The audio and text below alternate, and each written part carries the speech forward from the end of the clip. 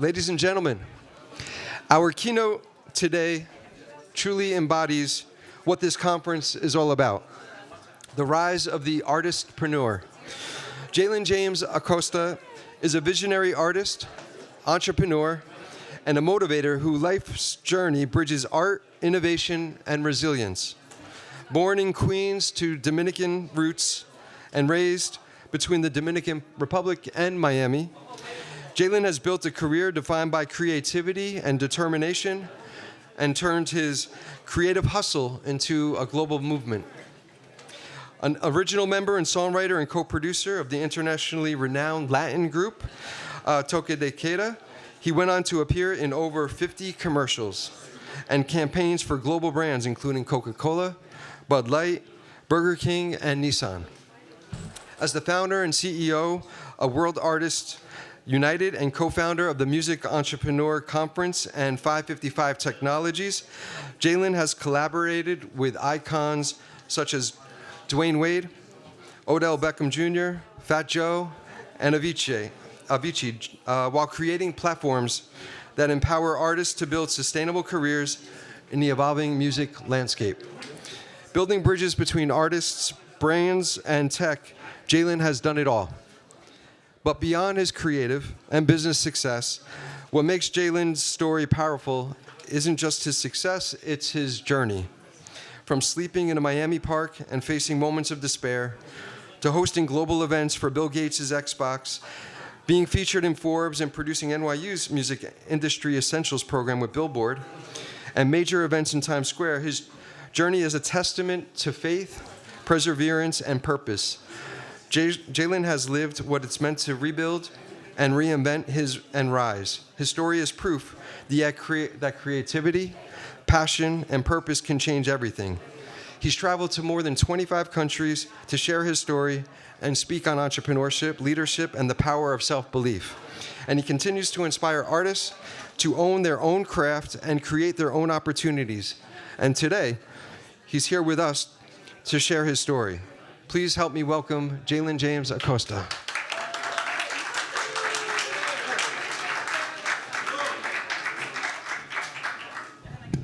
What up, what up? Well, first of all, I have to, there's a little, it's 80 countries I've been to.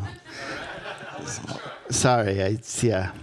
No, I'm kidding. Yeah, it is 80 countries, so for some reason, I have no idea why they want me to go to those countries and talk about this journey, but it's fun. It's been not just for the story, but really it's been for many crazy projects. I don't even know. I'm like the stupid kid that ended up at the right place at the right time, like Forrest Gump. That's been me. You know, who's seen Forrest Gump here? I know it's an old-ass movie, but anyway, so I'm going to start with a quick, real Forrest Gump type story. I promise you. I think you're going to enjoy this because it's a true story. And it did start, believe it or not, at Bubba Gump Shrimp. Who's heard of Bubba Gump Shrimp? Come on. You've been to Times Square, right? All right, so this is a true story. Remember that. I know it's going to sound insane, but it's true.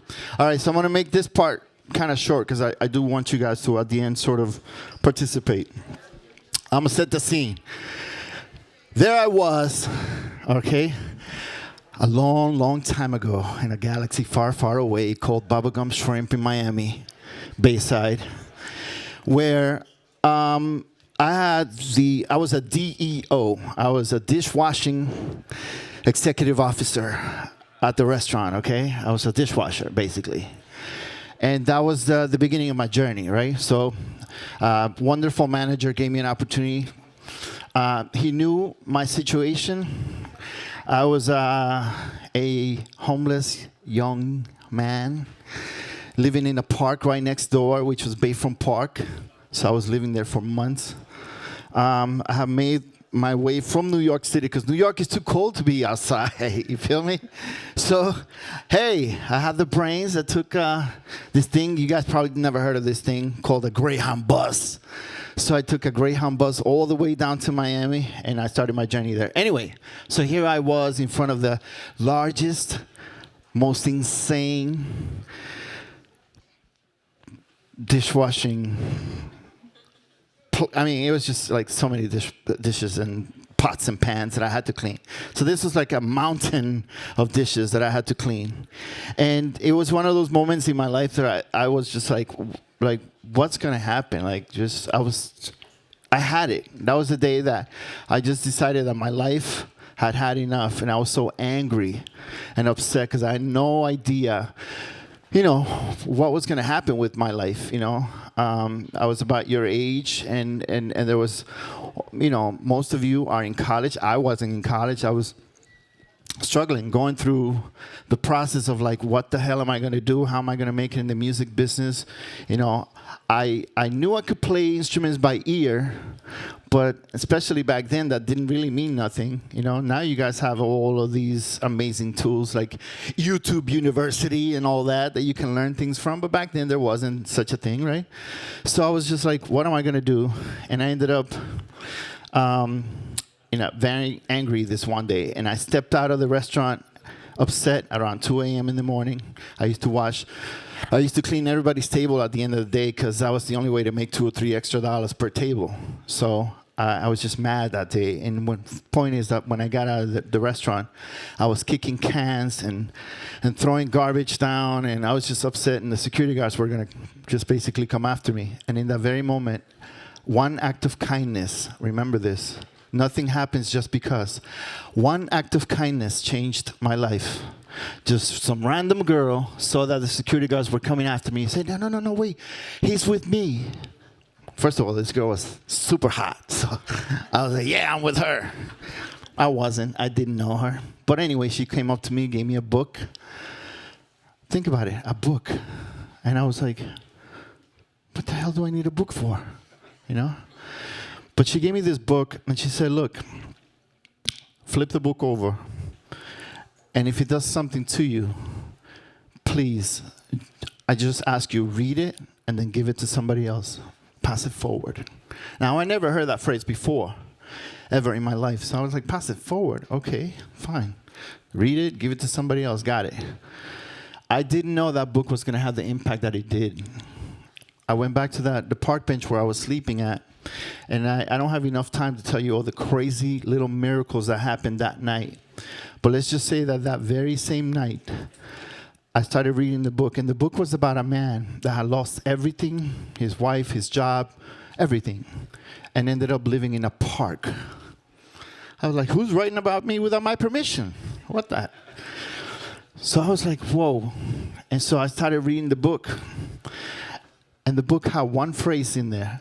And I'll never forget, because up to that point, all I ever heard my whole life from my father was, hey, you dummy. That's all I heard, right? So you start believing this. By the time you're 15, 16, 17 years old, this is what you think of yourself. So I didn't go to college. I didn't do any of that because I thought I just wasn't smart enough to learn. And this book said, hey, you must find and look for the signs that the universe sends you. I was like, what? This man was so angry, the man that wrote the book, that he decided to write a letter to the person responsible for all the atrocities in his life. Dear effing God, why have you forsaken me? Why is it that thousands of years ago, if Moses had a problem, you'd show up in the form of a burning bush or a cloud or whatever, and you don't show up for us anymore? And instead, what happened was remarkable. The man picked up a pencil, and he began to write. By the time he realized it, in that piece of paper was the book that eventually I read. And he said, oh, you see, you're looking for a burning bush or a cloud when you forget that the next person that you meet by chance, the next book you read, the next movie you watch, the next song you hear, could all have the message that I'm sending you through the universe. But you must first learn how to learn. Could you believe, learn how to learn? Hold on, I'm dumb. I'm not supposed to be able to learn anything. What are you talking about? Well, listen, I don't know what happened. To this day, I cannot explain what happened that night, but I know one thing. I kept reading that book. By the time I woke up the next morning, I was a different person because I fell asleep reading the book. Again, I can't get into the craziness of that night, of how the moon was lit up, of how it was, beaming down on my book when typically it was pitch black, dark where I slept, but today there was light. Anyway, so I read the book. I go to the restaurant the next day, and I rush to the restaurant, bro. I did all of the things that I was supposed to do. Typically, it took me 3-4 hours to do, all the chores, cleaning, peeling shrimp, washing dishes, all that. Took me 30 minutes. I did it all. Typically, it took me like 3-4 hours. I was done. I had to read the book. And then finally, this was the life-changing moment. Again, I'm skipping a whole bunch of crazy things that happened along the way. So weeks later, now I'm playing, because you must learn how to learn. The voice was telling me, I got to do something about it. You think somebody's going to, teach you how to produce a song? You better learn how to learn. You think somebody's going to make a video for you? You better learn how to learn. So one day, I told my manager, hey, you mind if I take extra time? I finished that book, so I needed another book. You mind if I take a little extra time today for my break? Rob, who's still my friend today, by the way, Rob was like, yeah, go ahead. So I ran 15 blocks in the 92-degree weather in Miami. You know what I'm talking about, like sweating bullets. I get there, poof, bust through the door. The librarian is like, I'm like, yo, I'm looking for this book. I don't even know what I'm looking for, but I need a book to teach me how to make music. She's like, okay, well, come on. She walked me over, and there was this thing. And my mind said, you must look for the signs. Remember? You must find the signs that the universe sends you. And there was a book there, and it said, Music Production and Sound Engineering for Dummies. Perfect. So I grabbed that book. And I saw it. She said, well, there's a bunch of other dummies books if you want to see them. And I was like, yeah, I'm going to make a video one day. She said, oh, perfect. It's filmmaking for dummies. So anyway, I took a bunch of those books. And then to finish that part of the story, again, weeks go by. Now, all of a sudden, every time I finish cleaning my pots and pans, guess what I'm doing? Boom, ba-ta, boom, boom, ba-ta, right? So I'm learning how to play drums on the pots and pans. And then all of a sudden, boom, it happens. Manager comes in one day. Poof, he busts through the door. He's like, what the hell is going on over here? It's so loud. And everybody pointing at me. I'm here playing drums, and everybody's rapping and singing to my stuff instead of doing, like the bussing tables or doing something. And I'm like, yeah. He goes, Jalen, come here. Come here. And I'm like, crapping my pants. I'm like, it's the only job I got. And he lays down a newspaper. You guys don't know what that is. It's this thing called this newspaper. Lays down a newspaper. And in there, this is before Craigslist, people, there was this thing called the classifieds. And he pointed at these 3 things he circled. He said, Jalen, for the rest of your life, see that door? You can walk right through that door. You'll always have a job here. I don't care if I don't work here. 20 years from now, you can walk through that door. You'll have a job, I promise you. But I don't think you belong here. So I want you to call that number. So I did. And I took a chance. And I said, Rob, you know what's funny? I'm ready for that thing that says audition, because I read this book called Auditioning for Dummies. And he thought I was kidding, but I wasn't. I went to the audition. I booked my first audition. And it turned out to be the world launch of a new product for a company called Microsoft. And the product was the Xbox. So I hosted, unbeknownst to me, I was about to host the world launch of the Keynote of the introduction of this thing called the Xbox. All right? They didn't know I was a gamer. I was already like, what my dream was to own a console. Like my cousins had consoles, PlayStations back then, Nintendos and shit. But this was like my opportunity to be on stage with an Xbox. What? I don't even know what an Xbox is, but hey. Anyway, boom, it happened. I booked that audition. I did it. I was on stage in front of 22,000 Microsoft employees and media from around the world, as this was announced as the competitor to the PlayStation. And it was very different for them to have me on stage. First of all, they knew that I was homeless, because when I auditioned, that's what they found out. And second, I was a kid with cornrows. I know I ain't got no hair now, but I promise you back then I had some nice cornrows. Anyway, so I was on stage with all of these people, all of this media. And because at that moment, I learned to meditate. I learned to look internally and believe in myself and have blind faith. And I learned to go for things without any doubt. Because I did that, it happened. So, long story short, this opportunity led to my first agent. And within the first few months, I got to tell you, my pocket looked really good. My bank account went from 0 to hero real quick. And I ended up, well, as the face of back then, the Angus Burger campaign and Burger King campaign. And I did a bunch of things, and I got signed. Again, we don't have time for the full story, but I got signed to Universal Latino. And then I was the crazy maniac kid that decided that hip-hop, R&B, rock, and all the things that I listened to as a New Yorker growing up, that needed to be infused into Latin music. So I took the first genre of music that I thought was like, no, ain't nobody gonna touch this thing called bachata. So I did. So I started putting drums, hip-hop drums on bachata. And people lost their mind, you know. My Latin family was like, you're messing up our music. You know, everybody was angry. But I was like, I grew up in the black community. You know, so all I knew was hip-hop, R&B. You know, this was what I knew. And so the point is that this is how I began to become. I was the first Spanish hip-hop rapper and producer in the bachata reggaeton era.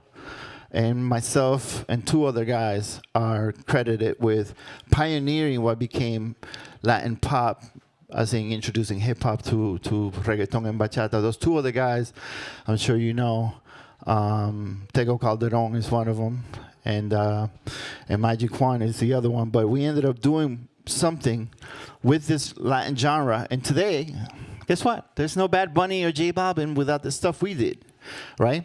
So that being said, the moral of the story is that when it comes to the music industry, when it comes to the film industry, when it comes to all the amazing things that I get to do. Today I live in Paris, by the way. I'm directing a docuseries, which you guys are going to see is incredible, about a Parisian basketball. Who's heard of Victor Wembanyama here? Victor, come on, Wemby. Everybody knows Wemby now in the NBA. He's the 7'6" guy, whatever, that's killing the NBA. Well, this guy played for the Paris Levallois Metropolitans, which is a team that 2 of my friends decided to buy, and then I came in also as a partner eventually, and now we are doing a docuseries about that team. And the idea has been that all of these things that I went through in life, all of those moments, all the moments that I learned from all the different people around, you know, around the way, led me to the conglomerate and the multimedia company that today we have. So every person that you meet, every person, think about it, right next to you, every person that you meet could all have the message that you're looking for. Every single person, never burn a bridge. That's an important message I wanted to leave you guys with. Never burn a bridge. You just never know when you got to cross that bridge again, okay? So, never burn a bridge. And it was very simple for me. The days that I was hungry, because I didn't have a shift, sometimes 3, 4, 5 days would go by without me having a shift at work. And you know what would happen? I wouldn't eat. So I sustained myself with water, right? So water is very important to me, like spiritually. So those days, I would pray and pray and pray and meditate. And I don't care what religion you are. I don't care if you believe in God, Allah, Buddha, Yoda. Doesn't matter. If you believe in something, just know this. When you have a connection and you meditate and you pray with gratitude and you think about and you visualize yourself where you want to be, forget where you are, where you're going to be. I used to just say one prayer that if I could ever, ever, ever have the opportunity to feed myself from my passion, that if I could ever eat from my dream, I would not only teach others how to do it, but I would build a better table for us. So that's what we're doing today. We're building technologies, we're creating stories, we're doing things to tell our story, because no one is talking about how for the last 80 to 90 years the musician has been taken advantage of. No one's talking about, at the level that I'm saying, IP, intellectual property, has belonged to them this whole time. So if you guys want to be a part of the creator economy, that means this is the moment to invest into the future of that creator economy, and together we can create a better financial infrastructure for all of us, you know? So that's the idea. So today, we get to eat from our dream, we get to build our table so that the next generation, which is you guys, can have the ability to, hey, what if there was a moment that you guys can hear music, right? And I can tell you where your song is playing anywhere in the world in real time on a heat map, and you can forecast your royalties and your publishing. How about that, huh? Think about what I just said. If you made a song today, if any of us made a song and it went online, you don't know where the song is going, who's downloading it in Zimbabwe, what DJ's playing it in, you know, in Athens somewhere. You'll never know. But with a method like this, all of us could know exactly where our music is playing. Or by the way, not just our music, our IP. If you make a speech, right, and it goes viral, it becomes a meme, why not be able to tell where that came from, right? A lot of us share a lot of memes and a lot of cool things. We don't even know who started that, you know, which is terrible. Think about it. Somebody had the creative mindset and the time and putting the effort to learn whatever, Photoshop, Illustrator, Final Cut, whatever. And they made it, and then they'll never get the credit. They'll never get paid because they are tricking us into thinking that it's about streams. And I got news publicly that I'm going to say today. It is not about the streams. You ready? It's about your data. The more you post, the more they acquire data. The more they acquire data, the more they're selling it off to everybody else, monetizing it like crazy, and that doesn't count for the bottom line that we all know. And then they tell us, oh, by the way, the music industry is only $60 billion a year. Oh, really? Well, how come there's music everywhere we go? Have you guys, who's seen a movie here without music? Anybody? Who has seen a TV show or for that matter, anything pretty much without music other than podcasts nowadays, right? That's the idea. The idea is that music is the language of the soul. And that's how we are going to, together, build a better ecosystem for everybody. So I want to stop right there. I'm not even sure. Probably don't even have time. But first of all, who's got questions? That's a great question. The name of the book, and don't think this is a book that is really not about this, but it's about the law of attraction and about magnetizing things and learning how to manifest. So this book is called Conversations with God. Book 1. I know that eventually they did like 17,000 books, but Conversations with God, Book 1, Neil Donald Walsh. So big shout out to him. I know he's watching, probably. Anybody else? Don't be shy. I don't bite. Anybody? Yeah, go ahead. Why do you think music is so crucial to Humanity? Yeah, humanity. Yeah, because I'm a mass comm student, and I'm just like, I know music's a part of that, but why do you think it's so crucial? I love that you asked that question. So if you asked me this question 15 years ago, I probably wouldn't be able to tell you really a good answer. But now that I've been to 80 countries, and I have spent time in the desert between Oman and Abu Dhabi with sheikhs, and I have climbed mountains, in Bhutan, and I have prayed with the monks in Nepal, and I have done on and on and on, all these crazy things. Guess what? Everybody, regardless of religion, regardless of color, regardless of whatever, everybody listens to music. Because guess what? You are made out of music, my friend. You, according to the string theory, are made out of music down to your, cells. So that's the reason why humans, all of us, resonate so much with music. So yeah, again, it doesn't matter what kind of music we like and how we're different, but I think at the end of the day, we all listen to something. That's a great question. Anybody else? Does your father still call you a junkie? No, actually, so Smart you are? yeah. So a cute thing happened back in 2006, which is a long time ago, before you guys were born, probably. That my sister was getting married, and in that very wedding, in front of maybe 400 or 500 people, that Dominican Republic weddings are big, regardless. In a big cathedral, for some reason, he decided. Well, at that point, my career had really blossomed, right? And he decided to, in front of the whole family, in front of all the friends, apologize. So we had an incredible relationship until 2023 when he passed away. So, but no, he came back around, and more importantly, he said, I learned my lesson, and I would never, ever do that to anybody else again. And he actually was very kind and beautiful to my nieces and nephews and to my daughter. I have a daughter. So, yeah, so the relationship was mended. So it's a beautiful thing. So you mentioned that you were making a docu-series. What is this about, and where can we watch it, actually? Because I'm very interested. Perfect. So the docu-series, I'm making actually a few docu-series. There's one you can watch right now if you want. It's called Waiting for the Drop.